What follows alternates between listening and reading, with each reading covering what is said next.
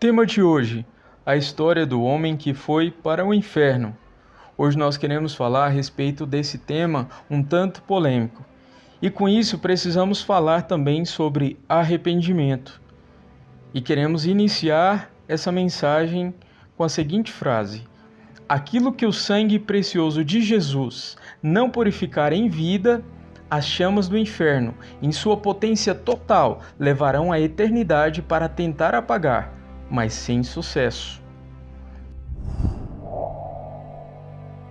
Bem, todos nós temos uma reserva feita em nosso nome, no inferno. E esse é um ponto interessante sobre a vida após a morte. Nós vamos ser equipados com corpos espirituais que possuem um senso de dor ou prazer. Provavelmente você deve conhecer a história do mendigo Lázaro e o rico, da qual o próprio Jesus contou. E nessa história, mesmo após morrer, Lázaro ele tinha um dedo e o homem rico tinha uma língua que queria ser molhada. Em todo o tempo em que Jesus viveu na terra, ele falou de fatos reais e verdadeiros acerca do céu e do inferno. O fato é que a Bíblia fala 54 vezes sobre esse lugar de tormento eterno. Porém, Jesus, em sua primeira vinda, a sua mensagem é de amor, pois ele estava pescando homens. Jesus veio para salvar e não condenar. Porém, na sua segunda vinda, Jesus virá para condenar e lançar homens e demônios no inferno e entregar a sua salvação prometida aos que creram, aqueles que receberam o poder de serem feitos filhos de Deus, como está escrito em João 1,12. A Bíblia fala de uma sede espiritual no coração do homem. Essa sede não pode ser satisfeita com qualquer coisa que o mundo tem para oferecer. Somente Jesus pode satisfazer esta sede. Ele mesmo disse: se alguém tem sede, venha a mim e beba, como está escrito em João 7,37. E uma vez que ela não é satisfeita em vida pelo próprio Cristo Jesus, ela se torna mais intensa e angustiante no inferno, como ocorreu com o homem rico. O homem rico morreu há mais de 2000 anos atrás. E a história contada pelo Senhor Jesus mostra a realidade de um homem que tem sede insaciável há bem mais de 2000 anos. E daqui a 1 milhão de anos, ele ainda estará lá. Daqui a 1 bilhão de anos, 1 trilhão de anos, o homem rico, que agora é um homem pobre, cego e nu, e insaciável na sua sede. Então, por isso a palavra diz: quem está de pé, vigie para que não caia. Essa realidade é inevitável para mim e para você. Existem dois caminhos. Um conduz ao tormento eterno e outro conduz ao céu. E você tem completo livre-arbítrio para escolher. E se você já conhece o Senhor, gostaria de deixar uma reflexão. E aqui está uma aplicação dessa mensagem. Deixe-me fazer uma pergunta muito pessoal. Você tem uma preocupação para com as pessoas que estão indo para o inferno? Você já derramou alguma lágrima pelas pessoas perdidas em sua família ou círculo de amigos? Eu acredito que as pessoas mortas no inferno, elas têm uma preocupação maior para com as pessoas sem Cristo do que muitos de nós, crentes, que estão vivos. Aconteceu com o rico. Ele estava preocupado com a sua família, ele intercedeu por ela, mas já era tarde demais. A sua oração e clamor não serão ouvidos. Eu me lembro de uma charge que costumava usar para evangelizar. E ela dizia: no início da nossa vida, quando criança, ou jovem, somos novos demais para pensar em Deus. Mas o tempo passa e nos tornamos adultos, mas a charge continua. Quando adulto, estamos ocupados demais para pensar em Deus. Até que um dia é tarde demais para pensar em Deus.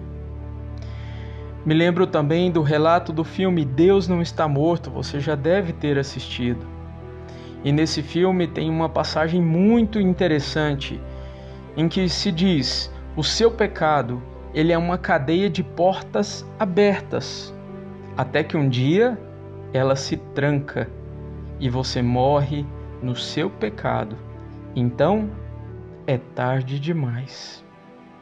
Então a nossa oportunidade é quando estamos vivos, de confessar o nosso pecado, confessar a Jesus, crer no nosso coração, recebermos a eternidade com Jesus, entrarmos na Nova Jerusalém e não no inferno, que foi criado para Satanás e seus anjos.